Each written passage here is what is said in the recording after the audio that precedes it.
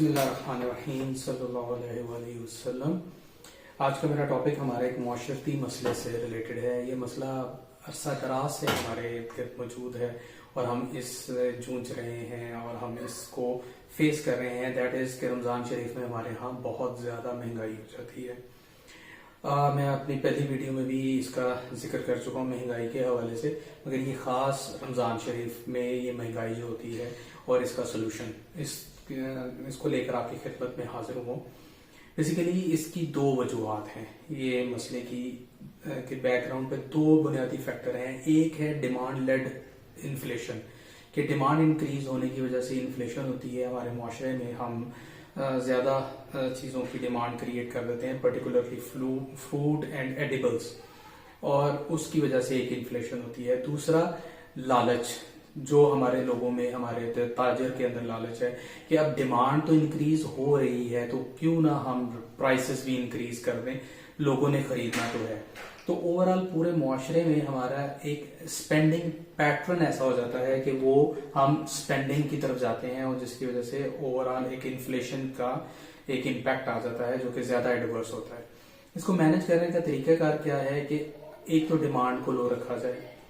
Demand को लो रखने से आप जो लालची लोग हैं, जो स्टॉकिस्ट हैं, जो जखीरा अंदोज हैं, उनको भी एक सबक सिखाएंगे। वो माल बेचेंगे because edibles item are perishable items, वो उन्होंने बेचना ही है। हर सूरत उनकी मजबूरी है कि वो अगर वक्त पर उन्हें नहीं बेचेंगे तो वो बिल्कुल स्पॉइल हो जाएंगे। So it's better to control your demand for a shorter period of time. इससे क्या होगा कि वो जो लालची लोग हैं वो अपनी लालच को कंट्रोल करते हुए वो मार्केट में सप्लाई इंक्रीज कर देंगे, रिजल्टेडली प्राइसेस डाउन आ जाएंगी।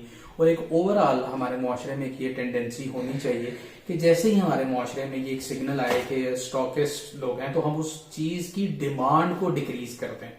तो जैसे ही हम उसकी डिमांड को डिक्रीज करेंगे, हम उसको खरीदना कम कर देंगे, उसकी यूटिलिटी को कम कर देंगे, उसकी यूटिलाइजेशन को कम कर देंगे, तो सर्टेनली उसकी प्राइस भी डिक्रीज हो जाएगी और उसकी supply relative to the demand increase होने की वजह से उसकी प्राइसेस नीचे आ जाएंगी।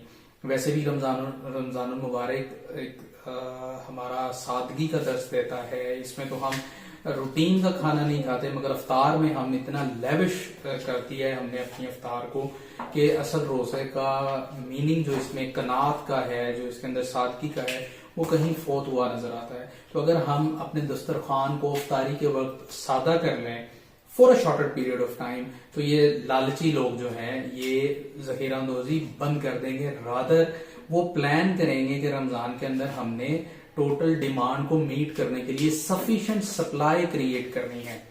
अब वो सफिशिएंट सप्लाई प्लानिंग डिवीजन भी कर सकता है।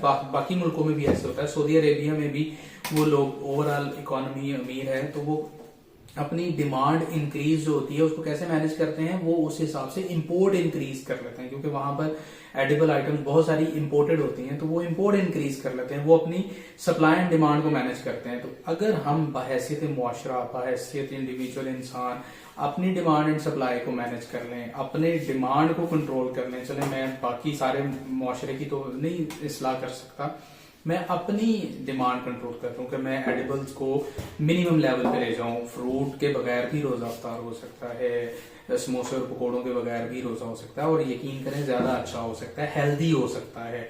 हमें जो स्टमक के इश्यूज हो जाते हैं, ब्लड प्रेशर के इश्यूज हो जाते हैं, ये सारी चीजों से हम बच सकते हैं अगर हम इस तरह से करें। तो एक तो मुआशरे में हमारी महंगाई वाला एलिमेंट कंट्रोल हो जाएगा, दूसरा हमारा ओवरऑल सेहत भी अच्छी रहेगी। सो हम डिमांड को कंट्रोल करेंगे तो जखीरांदोज खुद ब खुद बैकफुट पे चले जाएंगे। तो सिर्फ चंद दिनों के लिए अगर हम अपनी डिमांड को कंट्रोल कर लें, यानी हम सब्जियों को और फ्रूट्स को पर्टिकुलरली ना खरीदें, तो इससे हम काफी अच्छे नतीजे हासिल कर सकते हैं। उम्मीद है कि मैं अपना पॉइंट एस्टेब्लिश करने में कामयाब हुआ हूँ। कोई क्वेश्चन है तो प्लीज जरूर दीजिएगा, जरूर फॉरवर्ड कीजिएगा। जज़ाकल्लाह खैर।